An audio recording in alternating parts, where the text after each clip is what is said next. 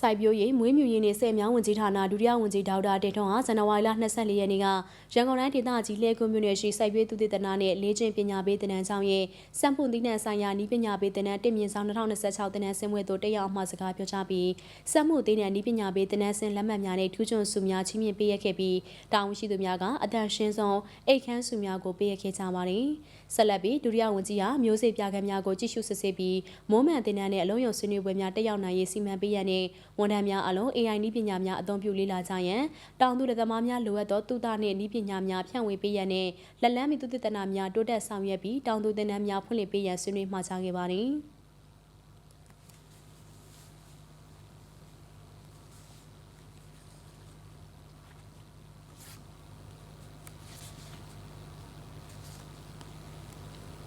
အဒီနောက်ဒုတိယဝန်ကြီးဟာစိုက်ပျိုးရေးဦးစီးဌာနဥယျာဉ်ချဟင်းသီးဟင်းရွက်နဲ့အပင်စီဝနည်းပညာဌာနခွဲဟင်းသီးဟင်းရွက်တည်တည်ဝနသုတေသနဖွံ့ဖြိုးရေးဗဟိုဌာန